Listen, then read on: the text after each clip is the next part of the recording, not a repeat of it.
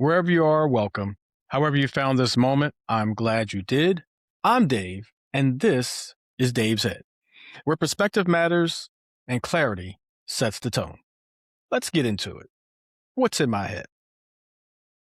So, AI has been a huge talking point over the last 6 months to a year.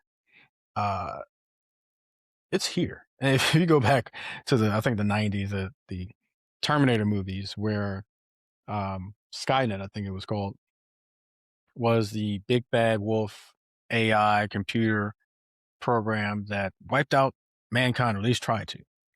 Um, but a variation of that, minus the wiping out mankind part, at least I think, is here. Artificial intelligence is embedded in daily life. It's transforming productivity. It's making decisions. How we engage with the world is changing at a rapid pace because of AI.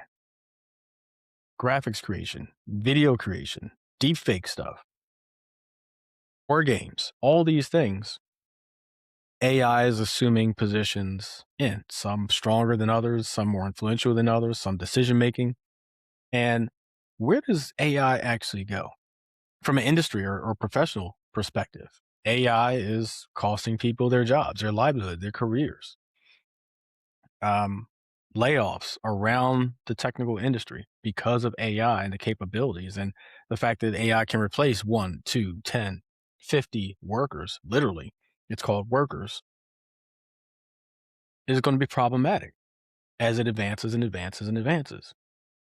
If you have a whole society that can't work, or a portion of it that can't work because AI does the job of those people, what are those people going to do?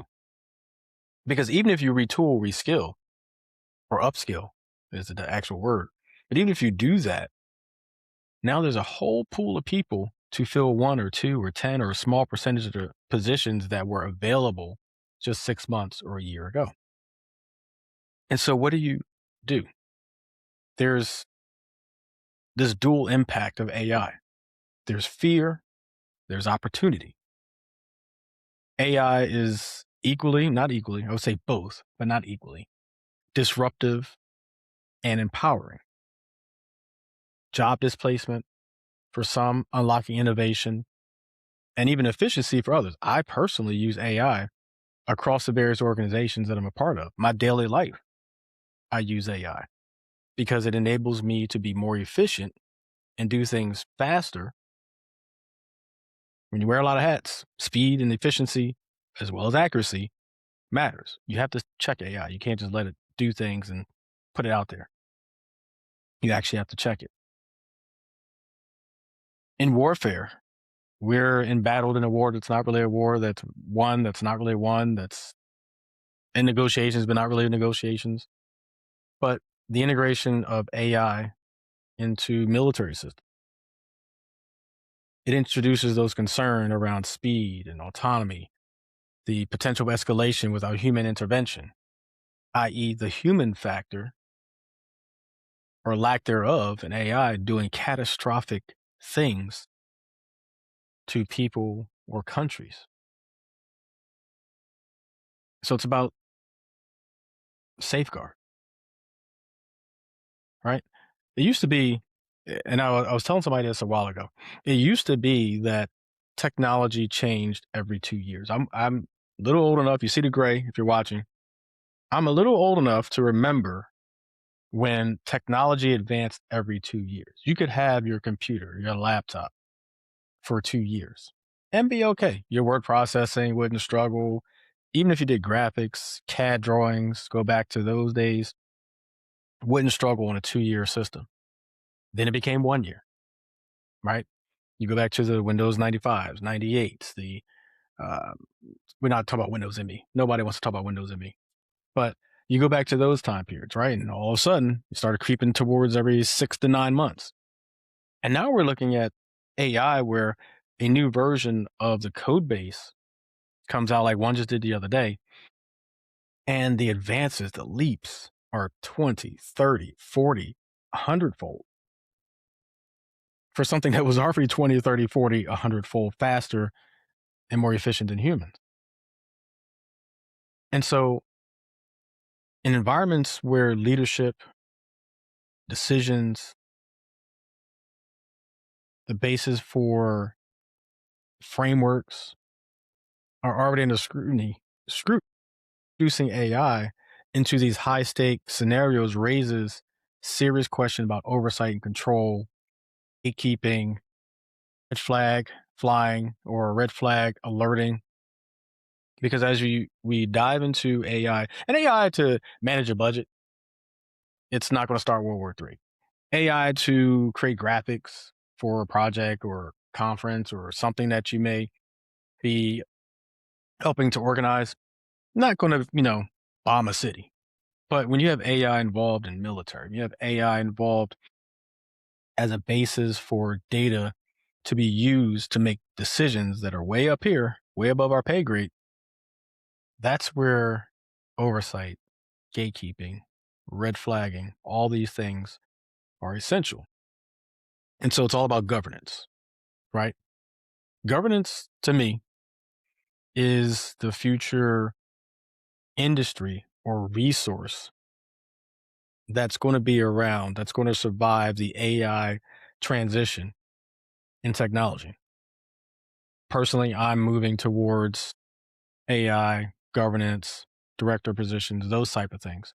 But the governance around AI, who controls AI, how decisions are validated, again, gatekeeping. These are all terms in technology and governance that enforces safeguards, ensures that appropriate safeguards, or enforces and ensures that safeguards that actually are meaningful, right?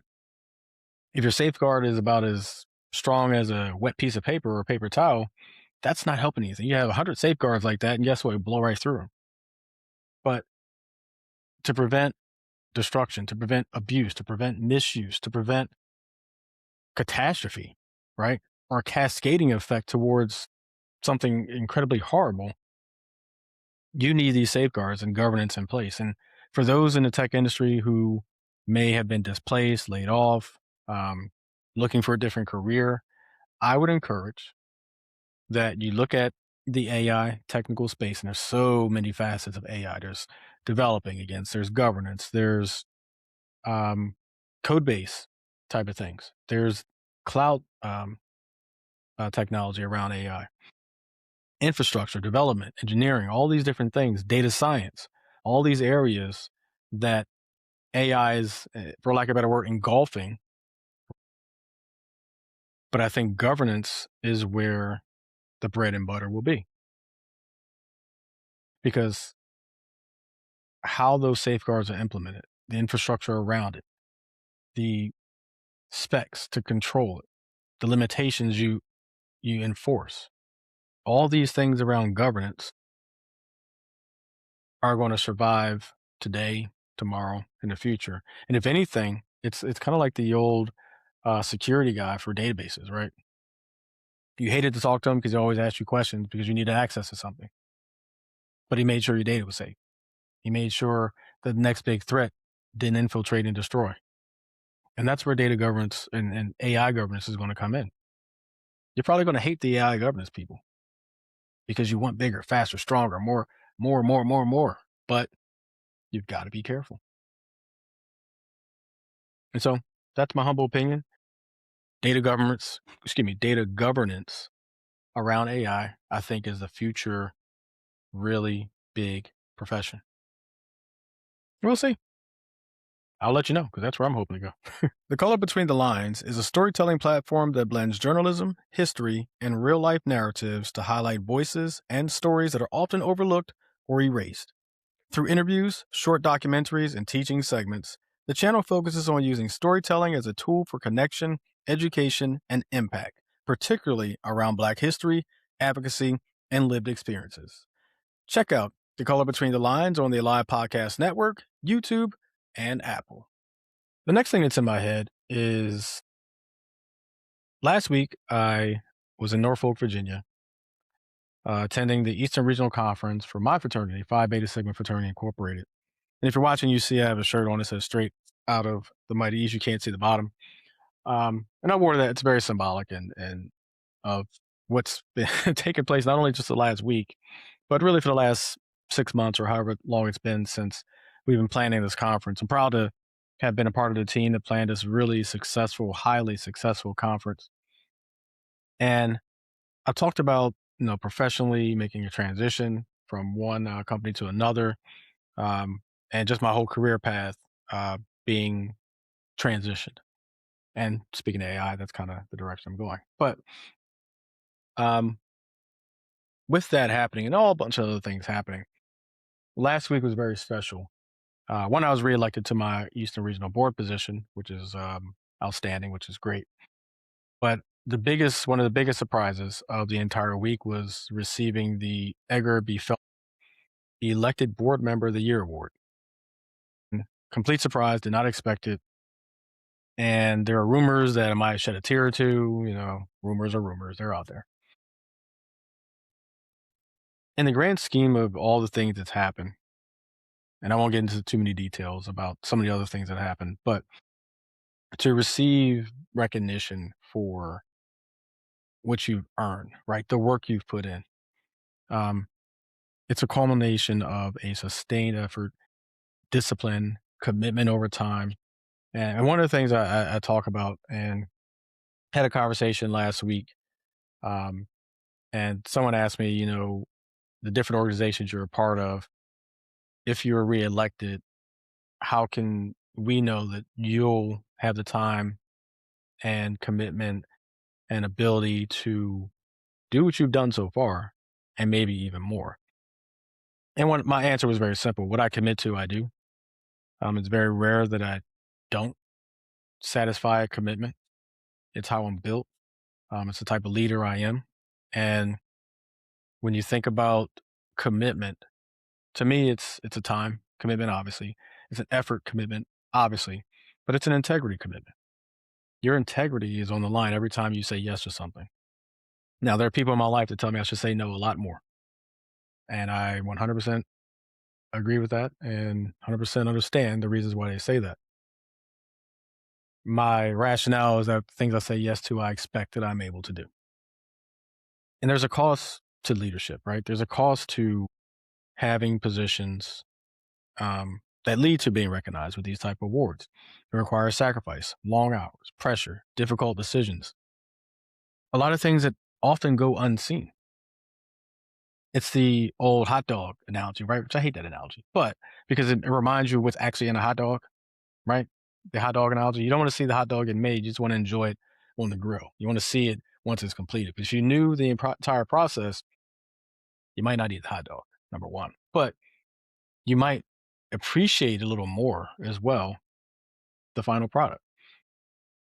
Well, if you saw the late nights and taking a step back for a second, not just me, I have an amazing team of good brothers up and down the Eastern region, and even some who joined my team temporarily, which they don't know they're going to be a little more permanent. But I'm a product, and my success is a result of the team that I put together, the trust that we have in one another, and my leadership style, which is this is what needs to get done. Can you do it? Yes, let's get it done. If you say yes, it's like me, I'm saying yes. And so if you say yes and I say yes, we're getting it done. Um, but you don't see the late hours, the phone calls, the emails at 2 or 3 o'clock in the morning, the 3 hour night sleeps, and all these things to make something like a conference or anything a success.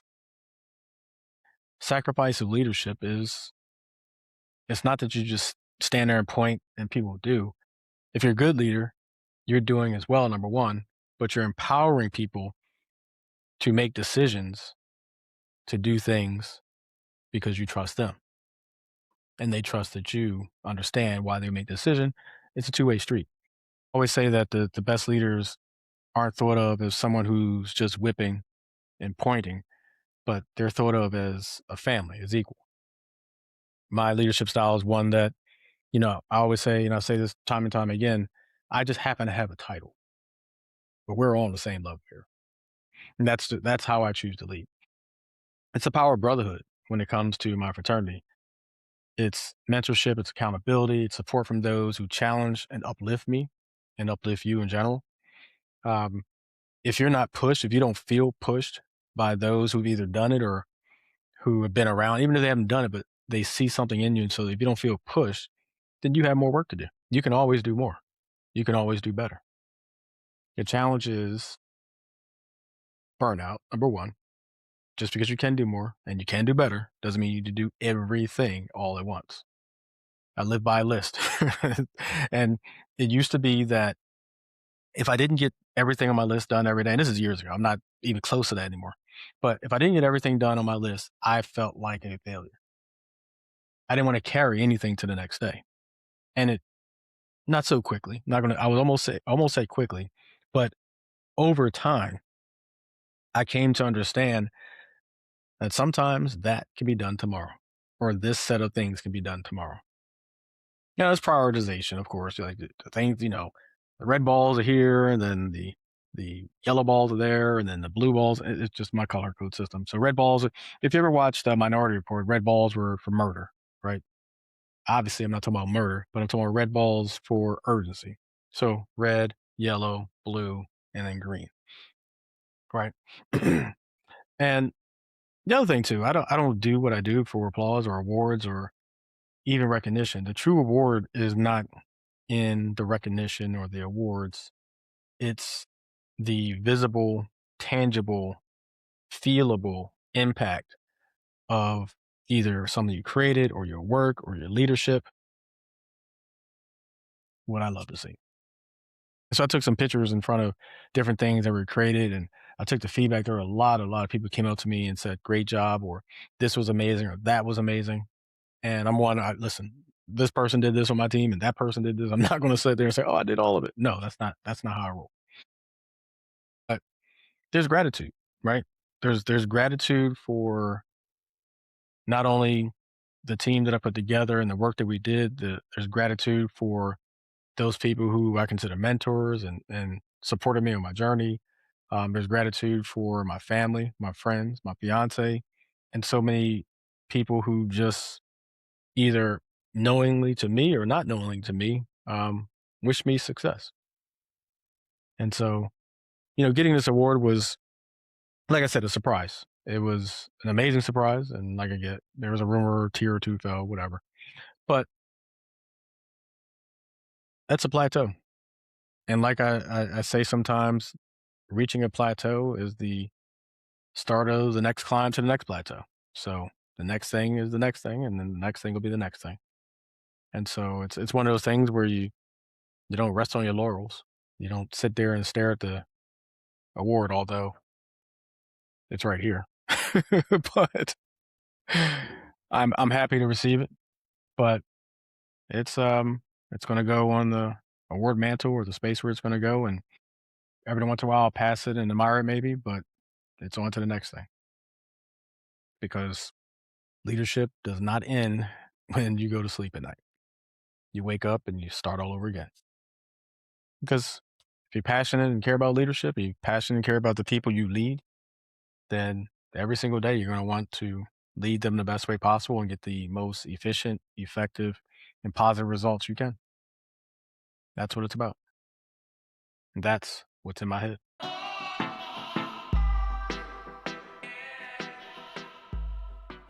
And so there's something powerful about identity, how we form it, how we express it, and how we sometimes struggle to own it. Uh, I'm not one of those people. I know who I am, but I evolve. And so who I am has changed many, many, many times. Like my major in college, it changed 6 times. So you imagine life since then, I've evolved a little bit. But for many, language and culture are the center of that journey. And so Rodney Eric Lopez is a educator, artist, CEO of Rodney Eric Lopez Enterprises, known for his work in arts education, and cultural connection. He was featured in the documentary Mad Hot Ballroom. We're going to talk about that.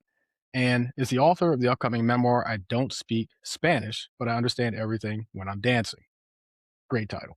Rodney, welcome to Dave's Head. How's it going? It's going really well, and I appreciate that introduction, and really thank you for having me on your show. Yeah, we're going to get into the documentary and the title. Like I said, amazing title. I haven't read the book yet. I haven't done a lot of research on what the book contains. We're going to talk about all that. Uh, but I know I gave a small intro, like I always do with my guests. I like to have them introduce themselves in their own words. So take a moment, tell the people who you are, what you do, and what you're about. Absolutely. Thanks for the opportunity. So I am a Bronx born and raised Puerto Rican. I identify as New Yorican. I am a husband, a father to two incredible boys, Rodney Jr. and Roman. And I think more importantly, I've really, over the course of a 25, 30-year career, I've moved and embraced my role as educator at the center of everything else. And so I did nonprofit public relations, economic development communications, corporate communications and PR.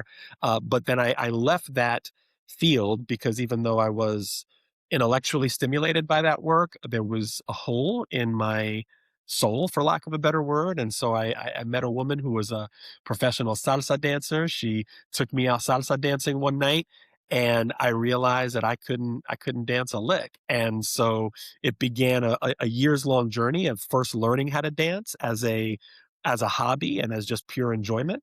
But then it transitioned into a career as a teacher of dance, and then as a teaching artist, teaching children in public schools, the art of ballroom dancing, but really the art of social and emotional learning, and then eventually nonprofit leadership and professional development, and all other kinds of things which we can get into later. But at the core of all of that, Dave, I was really pulled in the direction and the calling of education and specifically arts education, because I believe that it has the power to change lives. And in my case, salsa in particular was really a powerful way to reconnect to my Puerto Rican and New Yorican heritage, and it did a lot to powerfully impact my life. And we can get into the details of that in a minute, but I would say that's the short intro. Gotcha. My first response would be I can falsa. I don't know how well I can salsa, but I can definitely falsa. It looks okay. I'm not gonna lie, it No, looks I'm okay. sure it does. I'm sure it does. You got to start somewhere. Yeah, I mean it's all in the hips, right? That's what they say. It's all in the hips. But we talked before we started recording. We talked about some of our geolocation things, and one of those being obviously you're a man from the Bronx. I'm from Philly, and so we can take a moment to derail this conversation real quick to talk about Eagles and your I assume Giants. I am a hardcore Giants fan, and I think it's looking up for us this year. We now have 2 picks in the first round. Yeah, So, yeah. if John Harbaugh and the GM, put their heads together, we can have an impact draft. Well, at least you can't get Saquon back. That hurts. AJ wants to be gone. He'll be gone. That We'll see. hurts, man. Saquon still hurts 2 years later. Yeah. Thank you for that. Um.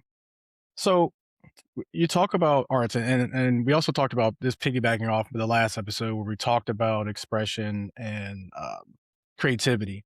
And I personally think arts, or the arts, I should say, is under attack, and it's been under attack for a while. And Absolutely. so, can we talk about that for a second, and what we can do, or what you've been doing, or what you've observed to kind of stymie that attack that's happening, and where you think it's coming from?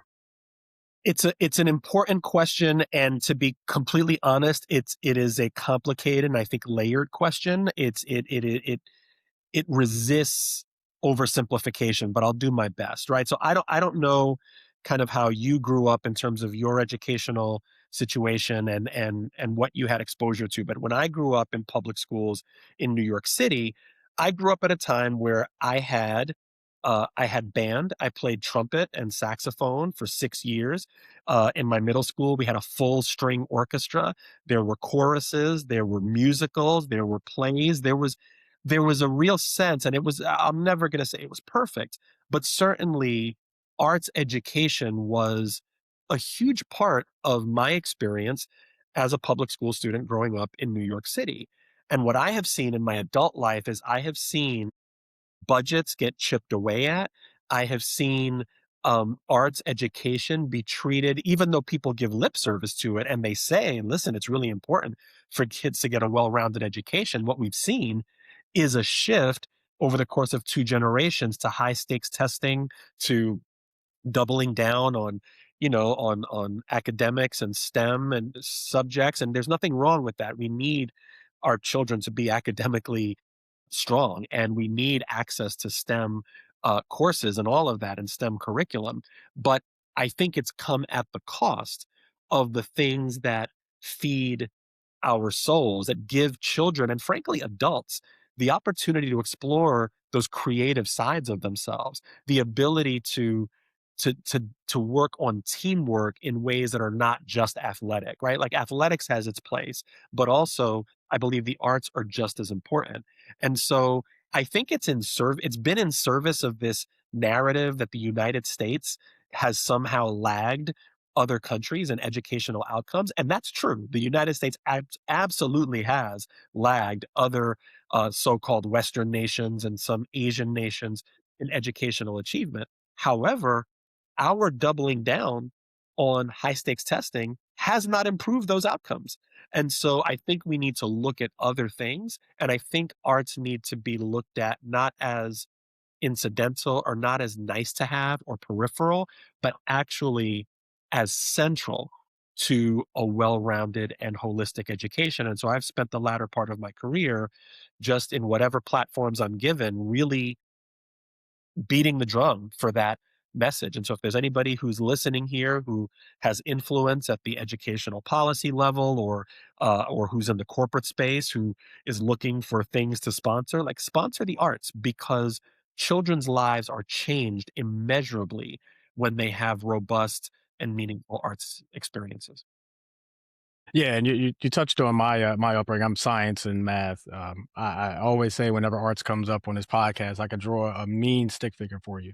That's Um, all right. but That's all that's right. about as artistic as I get. I mean, I'm a little more creative. I do photography and stuff like that as well. Yeah, But uh, there's many facets to arts. I don't have the drawing creative side. I could do graphic stuff, but not that way. But you touched on teamwork. You touched on football, and both of those things to me says communication. that's right. And so, just pivoting a little bit to dance, how does dance and communication work together?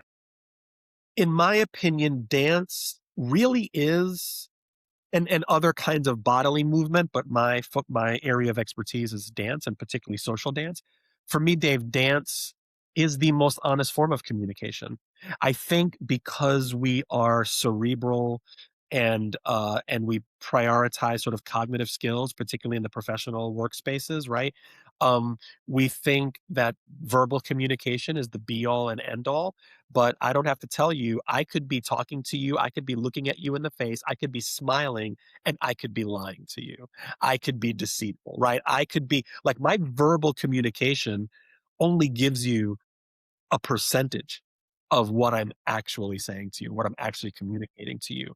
But the body doesn't lie.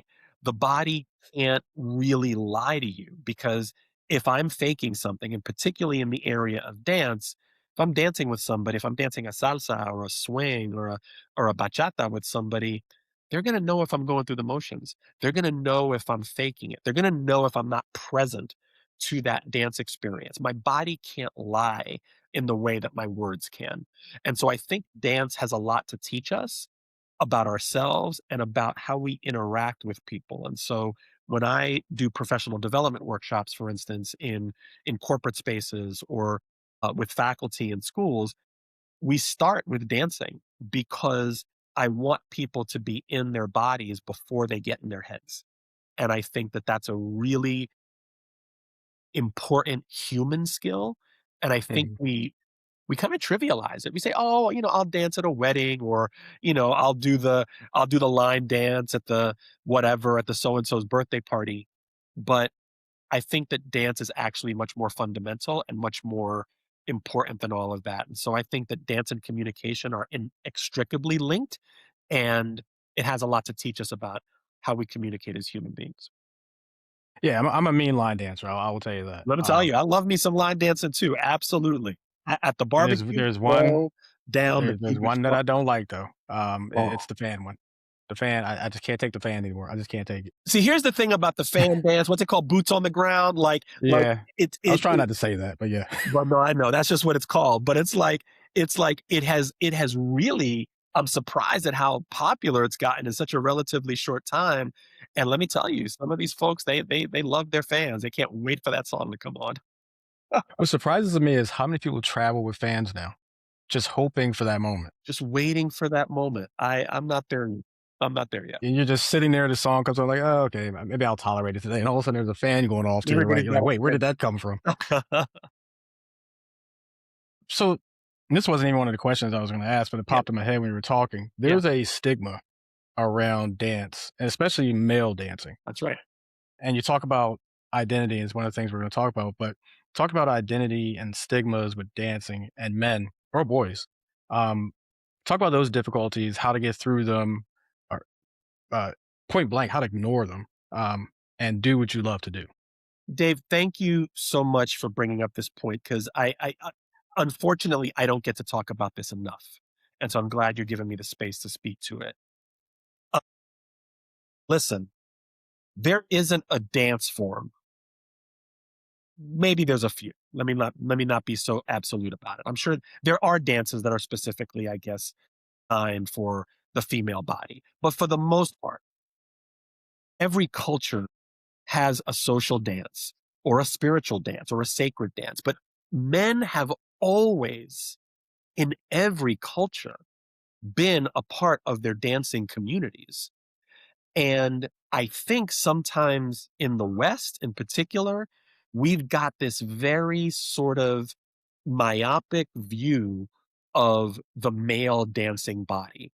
I think we have limited dance to just a few forms like ballet, or tap or jazz or some of these things that we see where you have dance competitions and dance moms on TV and all of these things. And I think that men sometimes recoil from that because they associate dance with feminization, as if to be in touch with one's body is to automatically step into the feminine. Well, first of all, that's not necessarily a bad thing. And number two, the male dancing body is vital and it's important. And whenever I talk about dance, I talk about dance being the most democratic art form we have because I it's unmediated. I don't need a paintbrush, I don't need a computer, I don't need a camera, I don't need anything. All I need is my body to participate. And You s don't even need music. Not even, because the music can be in my head. The music can be somebody hitting a beat on a table, right? We literally every human being has access to dance, and it is the most primal essential art form that humans have. It's our birthright. And so I'm getting a little bit worked up about this because I feel like when we tell stories that boys don't dance, men shouldn't dance, men shouldn't move their hips, men shouldn't do this, that, and the third. It's like, stop it. These are stories, these are narratives that are frankly misguided. I think Mhm. everyone has a dancing body. Not everyone's good. Not everyone's got rhythm. That's not the point. The point is you're not performing, right? You're not dancing for the stage. You're dancing because it's part of what it means to be human. And so a big part of my call it a ministry, if you will, is to get people to reconnect to dance, especially to do it in social settings, right? To go to a line dance class, a salsa class, a swing class, a Bollywood class, whatever floats your boat, but to get in touch with the body and to dance in community is what our ancestors always did. And so I think this sort of narrative that dance is only for certain people is absolutely the wrong one. And is what I'm talking about with the stigmas, is that what we call language shame, or is that a part of language shame? That the communication that we speak with our bodies when you dance, and let me take a step back for a second. Yeah, yeah. I know you mentioned that not everyone has the dancing bone. It's not exactly what you said, but that's where we're going to put it. Um, I think dance can be comedic too, and its artful expression, and whether it's intentional or not intentional. There are famous people who've made a comedic career out of being bad dancers, That's right. and that's a form of entertainment too. So now, granted, I'm not going to put myself on stage trying to dance and make people laugh because it'll be embarrassing for everybody. Right. But it's an art form as well, even bad dancing, if you will.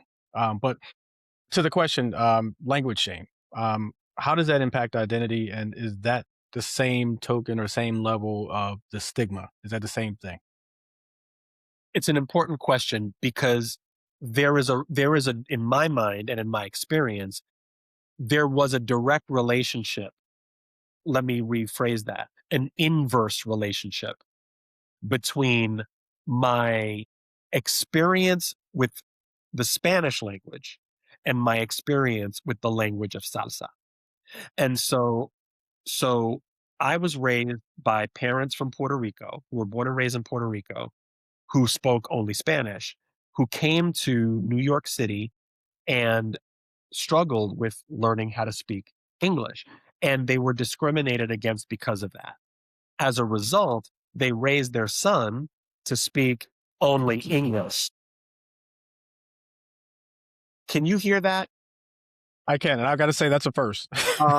So my dog is chasing my cat, and I'm Okay. gonna ask my wife to remove my cat from the scene, and then I'll start that question over again. I will tell you, the way I do editing, some things just shouldn't be edited out. I'm probably not going to edit No, it it's out. true, it's true. But I was about to make a profound statement, and she messed up Yeah, the flow. Okay, I will try again, and if you want to keep the cat in the outtakes, I won't be mad at you. Okay, so um, for me, there was an inverse relationship between my experience with language, particularly Spanish, and my experience with the language of salsa dancing, and that's because my parents were born and raised in Puerto Rico, and they came to New York City speaking only Spanish.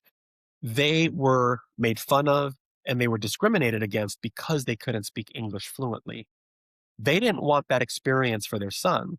So they made sure that I only spoke English at home and did not speak Spanish to me at home and actually used Spanish almost as a barrier because when they wanted to have adult conversations, they switched to Spanish so that I wouldn't understand.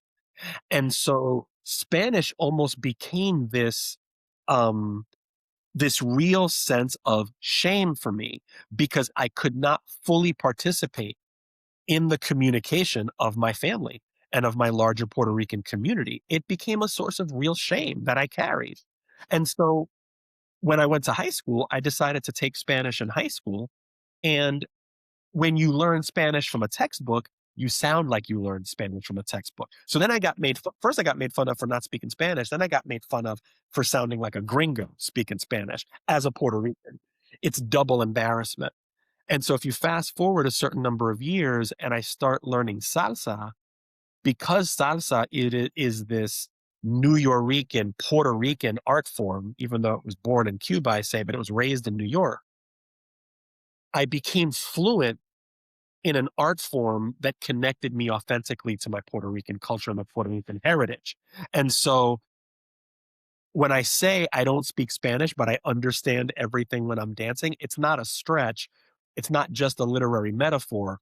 It's actually my lived experience. And so this idea of language shame, if you come from somewhere else and you are part of the American United States assimilationist project, you or your parents or your grandparents are carrying some version of this story. And so my invitation to folks is to really kind of examine that and hopefully let it go if you're carrying some kind of baggage or shame around your inability to speak the language of your ancestors. hmm. So I'm generally a cup half full type of person for, Yeah. I don't know, 80, 85, 90% of the time. Um, and so the first thing I thought of when you said your parents only spoke Spanish when they wanted to have adult conversations was that must have been great around Christmas and the holidays and surprising birthdays because you didn't know what was coming. That was literally the first thing that popped in my head. May not be true. Um, and so I guess let's flip the other side. I know what it felt like to you, but what do you think it felt like for your parents as far as the challenges of, enforcing English at home, speaking Spanish when they want to have the adult situations? I'm sure you came home from school sometimes feeling bullied. Um, the neighborhood. How did your parents deal with that? I had to I had to wrestle with these questions, especially when I became a parent myself, because I understood once I became a dad and me and their mom, we went into our parenthood with every intention of Mhm, let's speak to the boys in Spanish. But what I learned very quickly is that number one, it's really hard to do if it's not your first language. It was their mom's first language, but it wasn't mine. And so we were already working at a deficit. But then also, what I also learned is that language is not one to one. Language is built in community. It takes, that cliche, it takes a village to raise a child. It takes a village to transmit a language and a village to transmit a culture. And so becoming a parent gave me a deep sense of empathy for my parents' situation. It took 20 years, but I eventually got there. This idea that my parents were just trying to protect me from something. And even though I carried some resentment around that for many years, what I understand now is that you don't want your kids to feel the pain that you felt. You want them to have a better situation. And so when writing this book, the first person I spoke to, first person I interviewed was my mother, because I wanted to hear from her, what was it that that what informed these decisions that you and dad made? My father passed away a couple of years ago, so I couldn't talk to him but about it. But but I do have recordings of questions that I've asked him about it before he passed. And and hearing her talk about how, she just got made fun of at the grocery store, you know, in various social situations, and it made her feel small. Um, she don't want me to have that feeling. And so I get that. And even in her own lifetime, she's come around and she's understood that actually, no, speaking a second language is an asset and it helps you. And so I have a little sister who speaks fluent Spanish, and I was salty about that for a while, but I understand that people grow, people change. And my mother and I both did in our own ways. And I have a lot of empathy and understanding for the challenges of language transmission now that I didn't in my adolescence or in my early 20s. now, I hate to degrade this conversation, to even bring up this topic, but one of the things with and you touched on it, speaking Spanish in America, um, the MAGA, section of this country, and a lot of the attacks that have been on Spanish-speaking people, That's Puerto right. Rico, Mexican, and just really anybody, foreign or considered foreign. That's right. Um, did you have any experience? Well, I guess MAGA is kind of recent, so not really your childhood, but what's your experience with that facet of this country? And speaking of your own children, what thoughts do you have around that, for your children going forward? Well, in terms of my own experience, thankfully, it's interesting. There's a chapter in the book called Rodney's Black, and it was about me wrestling with my as an adolescent, my growing understanding of the complexity of race and colorism and language, sort of the intersectionality of those things, and how racism and colorism in the Latino community is a thing, right? And so, thankfully, growing up, I didn't experience overt discrimination or attacks on the front of language, right? Because in a way, it wasn't my burden to carry because I speak English. I think I speak English well.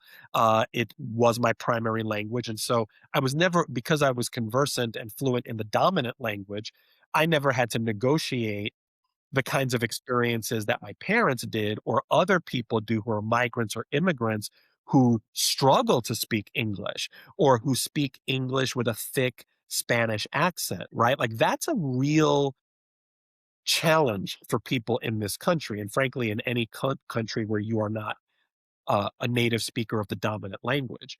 And so when I think about conservative, or I should say ultra conservative, nativist, white supremacist, Mhm. frankly, factions in this country who fear the other, and that other may be racial, that other may be ethnic, and frankly, that other is language, because language is a very clear dividing line 30 states in this country, in the United States, have English only laws on their books.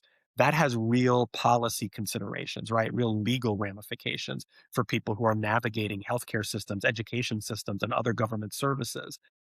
There's a real fear of the other for certain people in this country. And I think that language is a way that those who are in power, who are inclined to be divisive, language is a very clear place to do it. And so my call is for people who do speak another language or who come from families who speak another language to let go of the divisions around that because we have larger battles to fight. and so and so if we're arguing with each other because I don't sound Puerto Rican enough or Mexican enough or Haitian Creole enough or Chinese enough, then we're being divided in these in-house kind of conversations when there are larger policy forces at work looking to enact discrimination in legal and public policy terms. Dave's Ed Podcast is now part of the Alive Podcast Network, the home of Black voices, where community, culture, and creatives live. Dave's Ed Podcast adds to the vast catalog of titles available on the Alive Podcast Network app on iOS and Android. Check out Dave's Ed Podcast and many others on the Alive Podcast Network app, the home of Black voices. There used to be a time when the cliche, we've got bigger fish to fry, or we've got bigger problems to worry about, which is kind of something we said, sleight of hand. We're in the world right now where literally every single day we've got bigger fish to fry. Um, I it's agree, and I don't mean to trivialize the Yeah. conversation either, right? It's not. I Mhm. certainly don't want to sweep it under the rug. I think what I'm hoping this book does, and conversations like this does, is just brings it to light, right? Mhm. So the thing that got me on the road of writing this book was in 2023 there was a report put out by Pew Research Centers, and the headline was um, something like more than half of Latinos shame other Latinos for not speaking Spanish. And when I saw that, I was like, whoa, there's data on this. Like I knew it in my heart and I knew it in my experience, but to see it validated in black and white with data, I Yeah. said, wait a minute, I've got to explore this more. Um, and so it's a conversation that subsectors of the Latino community have to have, the Chinese community, the Indian community, any community that finds fissure and division around language, I think would do well to explore that at the family and at the community level because anything that keeps us from I don't want to talk about pie in the sky unity because I think that's a fallacy, but certainly um letting go of shaming people for not speaking a particular language, I think would be a huge step forward in frying our bigger fish. Mhm. Yeah, it's interesting, in the Black community, that battle sometimes is for not necessarily in the English versus non-English, but in how your English is conveyed, whether it's too proper, whether it's too ghetto, quote unquote ghetto, and that intersection of conversation that's had, bullying, shaming, that happens around that. You're too educated, you're quote unquote too white. Um, but I'm so glad you said that, Dave, because you're right. It isn't just about English and non-English. Even Mhm. within a language culture, right? Yeah. There is and I touch on this in the book. I don't go too deeply into it, but I do touch on it. There's this concept of accentuation, right? So in the case of Spanish, when I speak Spanish, my accent, if you will, is less authentically Puerto Rican and it's closer to what people would call a classroom, right? Textbook Spanish. And the same thing happens in English. If you are too urban, if you are too, if you're too whatever, um, this divides our community just based on the way we sound, right? Literally based on the way we sound, we make assumptions, we make divisions, we make judgments on people. Two people who come from the same neighborhood and the same family, but because one speaks with a different kind of diction or a different kind of vocabulary, um, can actually feel deep senses of shame and grief because the community outs them for it. This is really a universal thing. It really isn't just about Mhm. Spanish speakers. Yeah. So two more questions before we get to my favorite segment, I guess, called First Thoughts. Yeah. Talk about this name is funny, not funny, haha, funny, but just funny to me. Mad Hot Ballroom. Yeah. Yeah. Talk about that and how that played into your journey. Mad Hot Ballroom is one of the it's one of the highlights of my professional career and really frankly of my life. Mad Hot Ballroom is a documentary that was filmed and it was produced and or rather released in 2005. We just celebrated our 20th anniversary last year, which was a blast. It was a film about the work that we did at dancing classrooms. I was a 20-year, almost 20-year teaching artist for dancing classrooms. I eventually left as their executive director, and dancing classrooms, while it still exists today, was this fantastic, super effective, and creative arts education residency program that brought 10-week ballroom dance residencies into public schools in New York City. And in 10 weeks, fifth graders would learn 6 ballroom dances: merengue, foxtrot, rumba, tango, swing, and waltz. And in that journey, while they're learning the dances, we would always say ballroom dancing is just kind of the sweetener. What children are learning when they're learning to dance with each other is really deeply powerful and impactful social and emotional skills. How to make eye contact, how to use respectful spoken language and body language, how to use teamwork in a dance frame, how to get along with people at the level of humanity, not just at the level of talking. And so Mad Hot Ballroom was a documentary film made about this really great ballroom dance program in public schools. And the school that I was teaching at was one of the schools that was featured in the film. And so the film focuses on 3 schools, one in Brooklyn, one in Tribeca, and one in Washington Heights, where I was teaching. And Washington Heights is a neighborhood that has a large population of Dominican immigrants. And so I'm working with these young students who either themselves were directly from the Dominican Republic or whose parents were. And it just tells this really touching but also moving story about the power of dance education in children's lives. And so we did not know what was gonna happen with this film. We thought maybe it would, you know, show up on a local PBS station one day, but actually, the filmmakers brought it um, to the film festivals out west, and Paramount Pictures picked it up, and it was on hundreds of screens around the country, and it really blew up our dancing classrooms program. It changed my life. It changed the trajectory of my career. But more importantly, in the public record, there is there is a record of young people and how they can grow and be changed through this really beautiful art form. Now, I'm curious about the reunion you said you just had. Were these the young students came back and all the teachers and It was how actually was the reunion? a year-long celebration, and so there were a variety of screenings at different theaters, around New York City, and some of them brought, some of the kids back and the teachers back, and so, I got to go to a couple of those, um, uh and it was just beautiful to see. I mean, these young people who, when the film came out, were 10 or 11 years old. Many of them have either started families, they've graduated college, they've gotten graduate degrees. One child in the film who is very much featured in the film.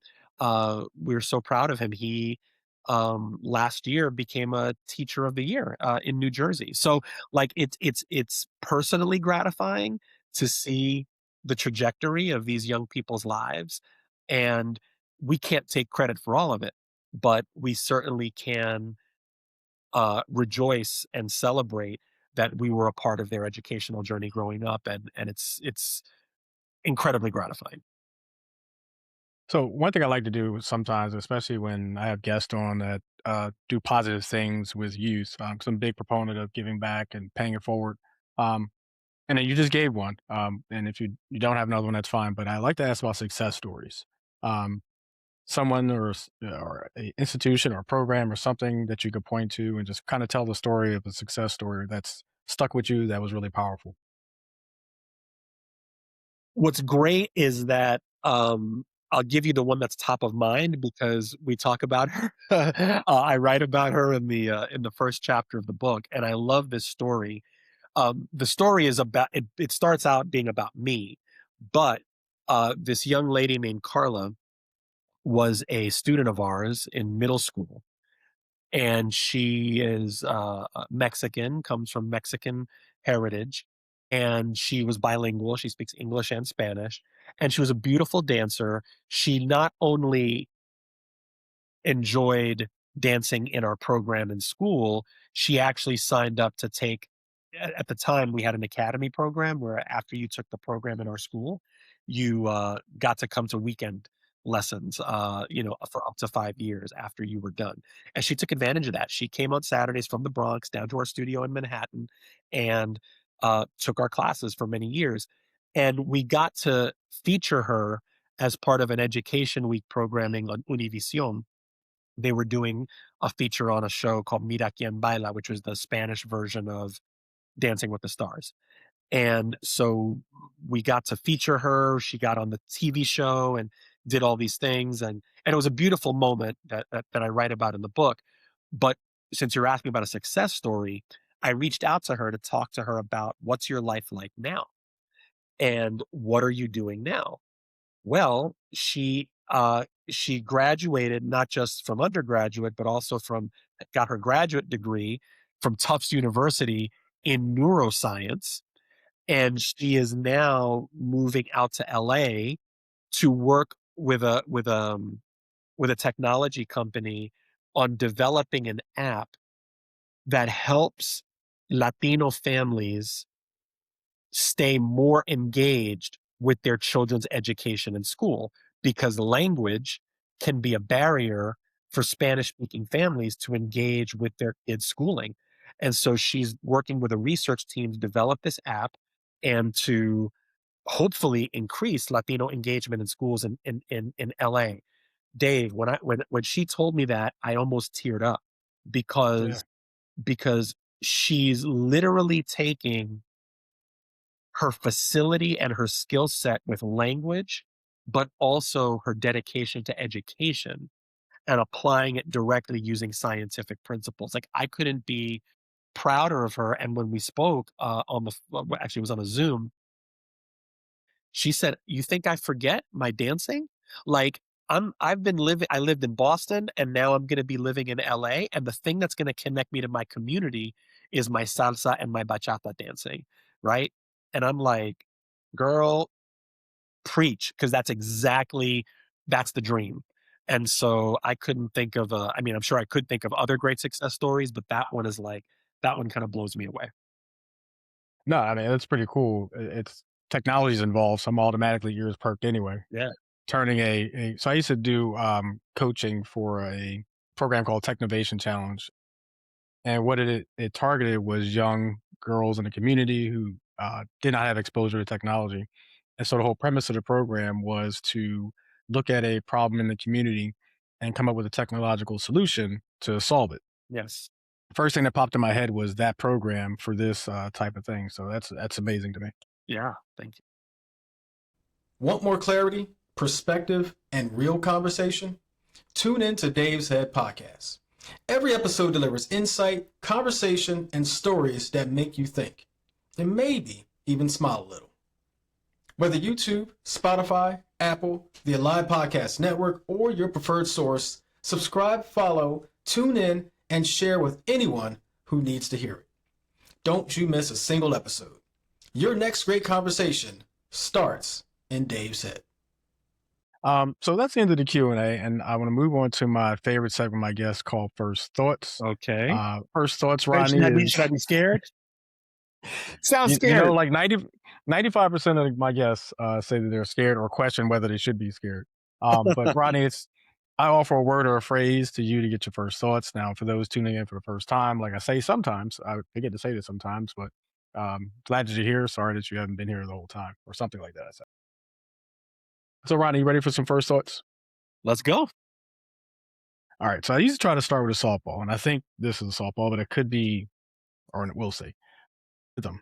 If I say rhythm to you, what's your first thought? Connection.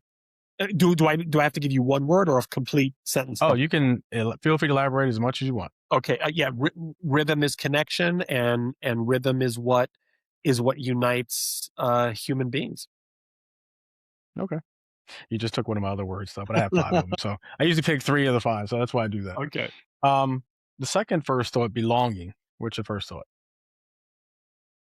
Belonging is essential to community, and when we don't have it, it registers as pain. The same way, science and neuroscience teaches us that when we feel disconnected from community, it lights up the same brain patterns as if someone hit us physically. And so belonging is essential to what it means to be human and what it means to feel part of a community and part of something larger than yourself. Excuse me. I usually do 3. I'm going to do 4. So next first thought, expression. And I think that's a very broad term, but I'm going to give it to you anyway. Expression. What's your first thought? Expression is, if I'm going to be nerdy about it, right? To express means to bring out what is inside, right? To squeeze an orange is to express its juice. And so we all have something inside of us that is important, that's vital, that's necessary, that the world needs. And so to express oneself is to find a location for that, and to find purpose in expressing your voice, your talent, and your gift. Got you. I totally went a different way in my head when you were saying the orange juice thing, and my fiance will love this because she listens and or watches to every episode. But I'm going to say I'm expressing her butt next time I squeeze it. Just putting it Listen, out. you and me both. I'm allowed to say that. I'm a married man. I'm expressing. Yeah, we'll leave that there where it's at. Leave that right where it's at. All right, last first thought. And this one to me, I wanted to say for last. I think it's a powerful word, and it has so many meanings, but they're all powerful to me. Roots. What's your first thought? Ancestry, uh, the I'm gonna combine roots and expression because I just think that we are the expression of our ancestors. We are, to at the risk of sounding cliche, we're the answers to their prayers. We are the hopes and the dreams that they had. And so I think when I think about roots, I think about I w I kinda default to challenges, right? I kinda default to the things that may have been wrong in the past, whether I think about discrimination or racism or colonialism or slavery or any of those things, and I need to get off that. I need to also remember that in my roots is joy, resilience, resistance, community, art, love.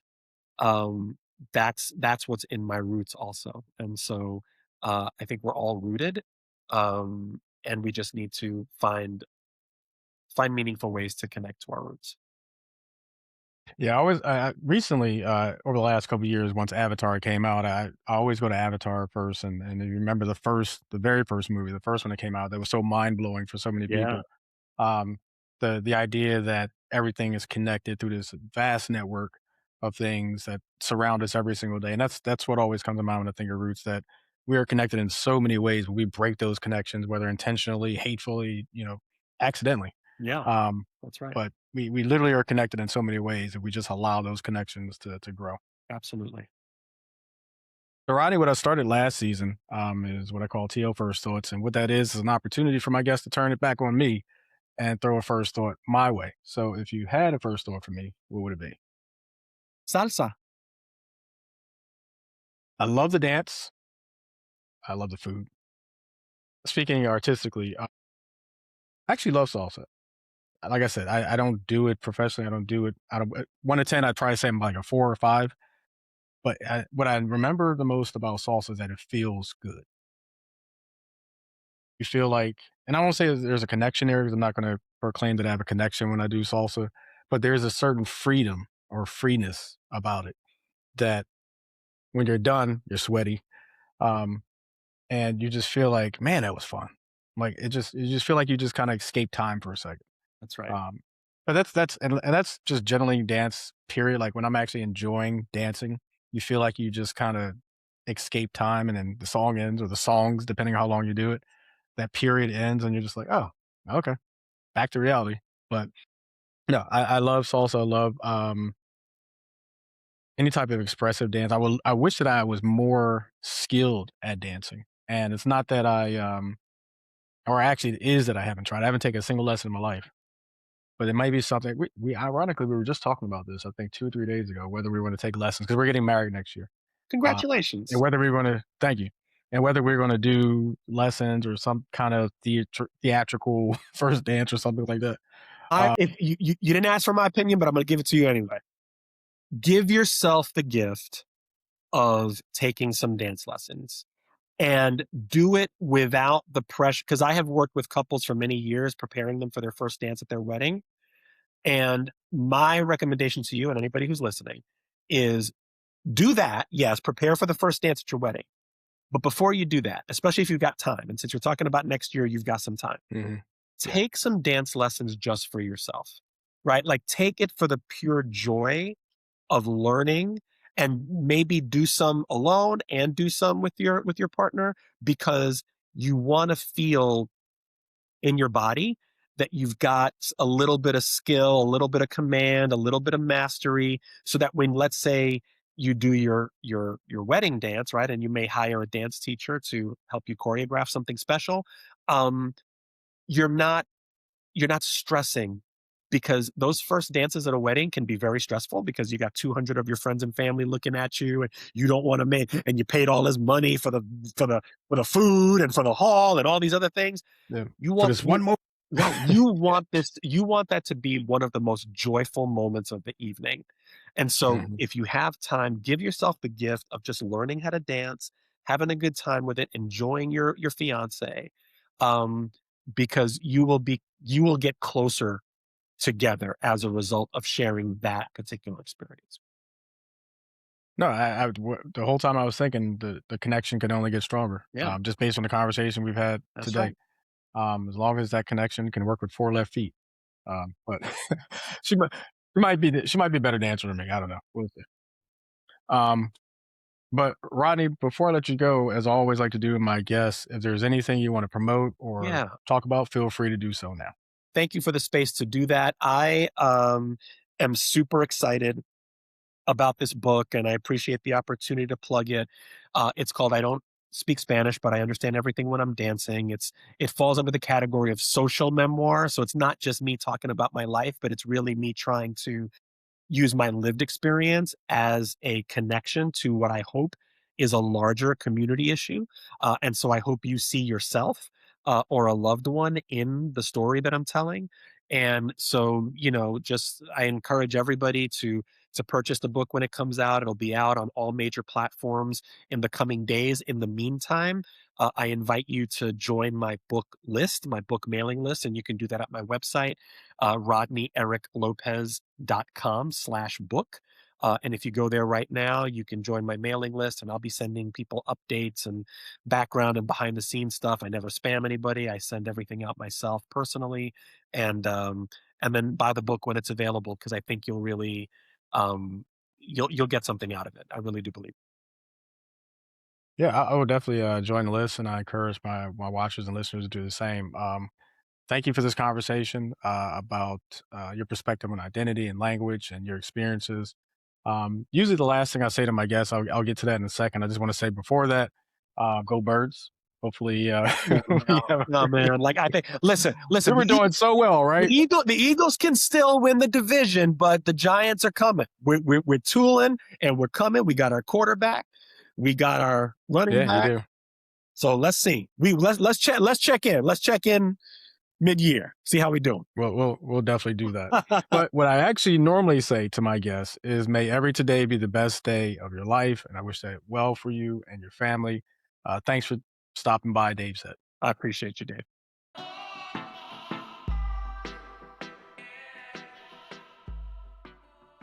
My favorite segment of my podcast is my GRIN, which stands for Great Reason to Be in Love with Now.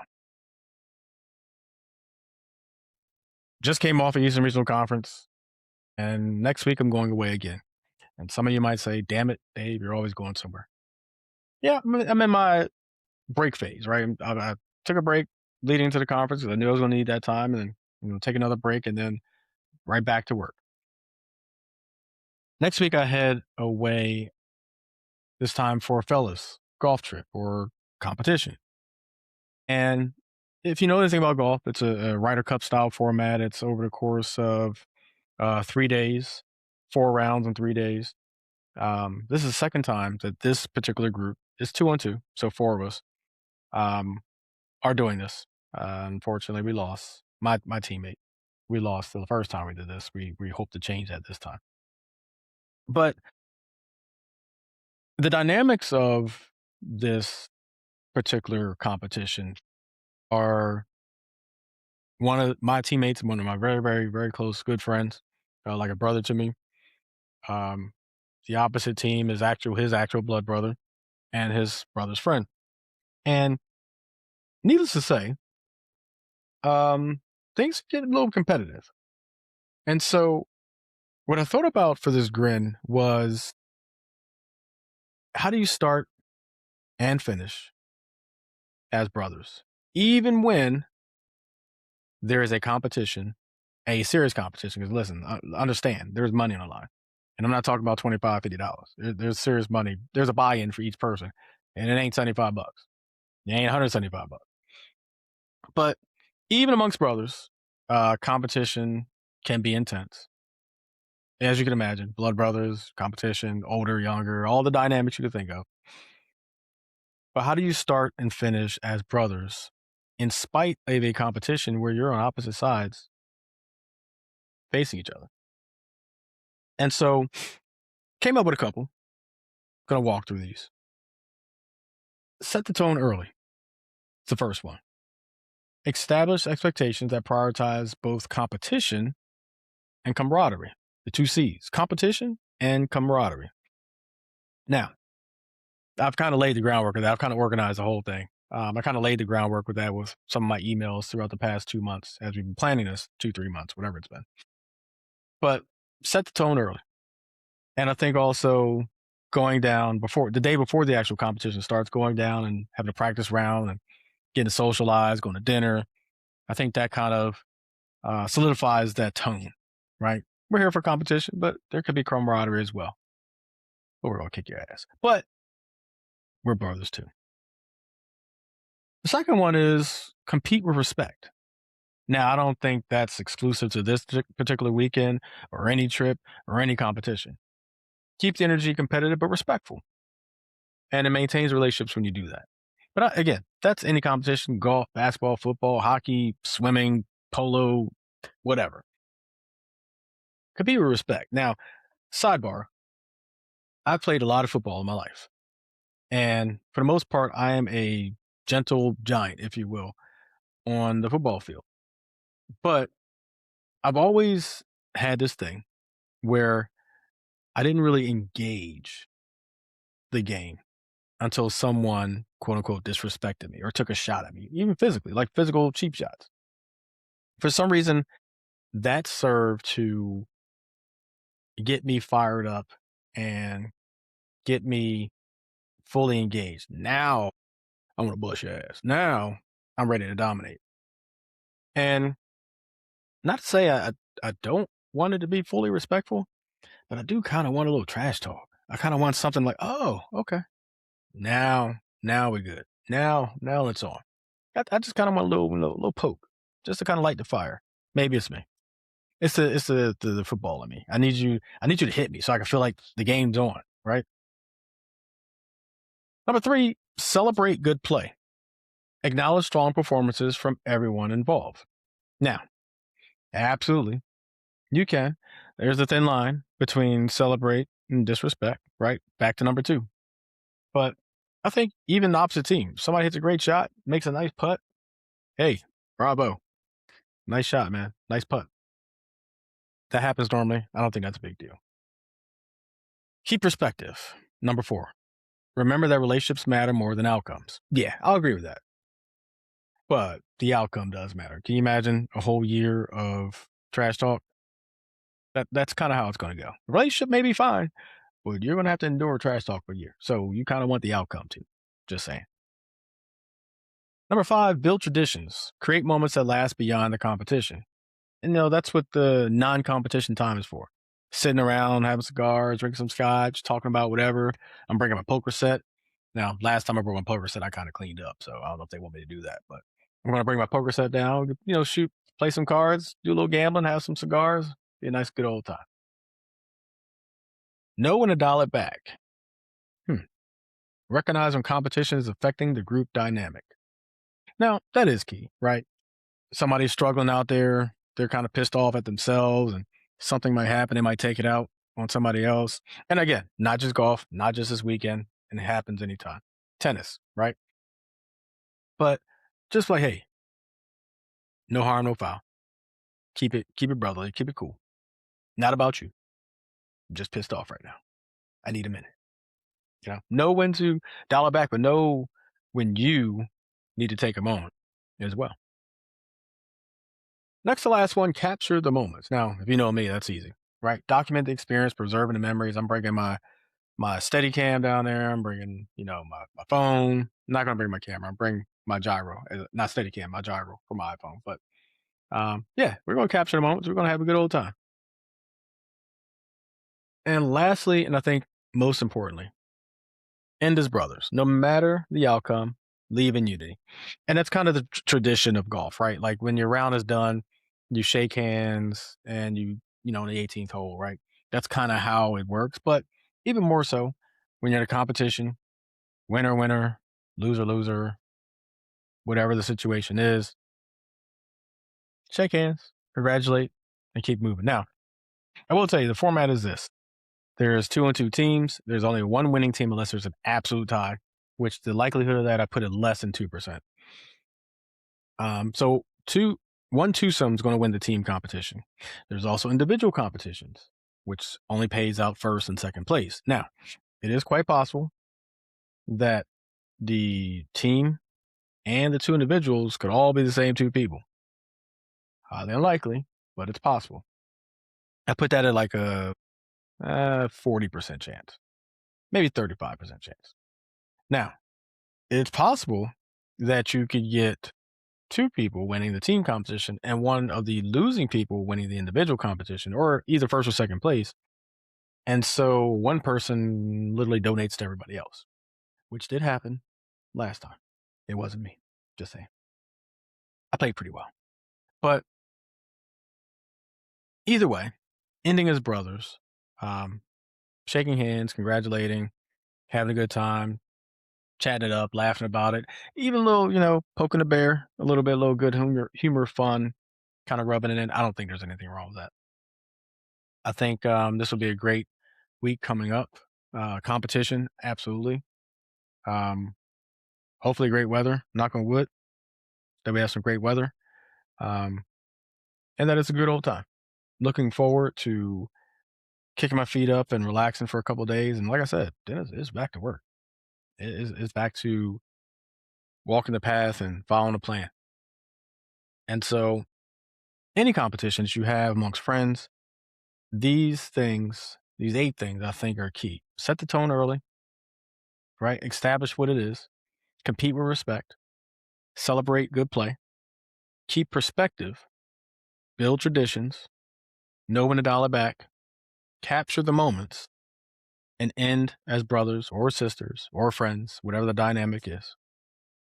And if you do that, you'll start and finish with the same dynamics of your relationship every time. I want to thank Rodney Eric López for stepping in Dave's head. A great conversation, I think. And one of the things that when I go back and look at this and you watch on YouTube, you'll see, at least my perspective from the corner of my eye, because of the way things are set up for me, that when I asked him the question about the dynamics and the stigma around boys and men, his face lit up. And I could tell this was something that he's been wanting to, and as he said, thank you for bringing this up, giving him the space to talk about it. But expression in general, the ability to connect and use dance and language, and not only to communicate, draw closer to people, but to break barriers between people. I think that's key, and I think that's important. And so check him out, RodneyEricLopez.com. Check out his book. Again, sign up to be on his list for his book that's coming out very soon. On Instagram, Rodney Eric Lopez, so at Rodney Eric Lopez. And on LinkedIn, Rodney-Eric-Lopez. Lastly, like I always do, or at least not the last 2 years, not always, but like I like to do, I like to leave you with a quote for this episode. And I think that this quote is key because we talked about roots at the end. And we talked about his journey. We talked about the language barriers in his country. We talked about language dichotomy in his own household growing up. And we talked about so many things, even back to the Eastern Regional Conference that we talked about and the award that I got and the history around that. And there's so much about that conference that was historical that I didn't even get to bring up. But it's a quote by Martin Luther King Jr. And it goes like this: "We are not makers of history. We are made by history." I think that when you look at lineage and roots, like we talked about with Rodney, our foundations and the things that we build as people or as a person, the foundation for that started way before us. Whether it's dance, whether it's technology, the way we grow up is a product of the way our parents grew up, which is a product of the way their parents grew up, which is a product of the way their parents grew up. And all these things feed into what makes us passionate about things, right? If we're exposed to things when we're young, we're exposed to things in our older years. Rodney talked about kind of shifting lanes professionally, and that resonated with me because, the history I've had professionally is transcending now. It's transitioning now, not transcending, transitioning now. And so that foundation professionally I've built is going to propel me to the next phase of my professional career. But the root of all that goes back to my childhood. And I talked about this last episode, taking apart my mother's 8-track player. Talked about that many times actually on this podcast, but is what makes us. The impact it's had on us, impact it had on our parents, impact it had on our families. And he talked about the language barrier, English, Spanish, and even inside of the Spanish language, the different dialects and the different ways that things can be said. And I think he called it a book teaching or teacher or classroom version or teaching of Spanish language. And even talking about inside the Black community, right? The inner fighting in there. That's all based on historically how things have been and what we're trying to get away from or what we're trying to reinforce. And so we're not makers of history. We're made by history. I think it's relevant for this episode. I want to thank you for stepping in Dave's head. Until next time, make sure to get your daily dose of perspective and always be the tone setter in your life. That's all for this episode of Dave's Head. If you enjoyed this episode, I'm sure you'll love similar content in the Alive Podcast Network app. Plus, you can support this podcast and enjoy ad-free listening to nearly 100 other Black-hosted podcasts. Download the iOS or Android app, become a member, and experience unlimited access to Black-hosted content week after week. Follow, like, and or subscribe to this podcast on Facebook, Instagram, and or X at Dave's Head Pod, and on YouTube at Dave's Head Podcast. For more information and links to all things Dave's Head, check out our website at daveshead.card.co. Episode premiere on the 2nd and 4th Fridays of the month. Thanks for tuning in, and remember, enjoy life because life should be fun. Take care.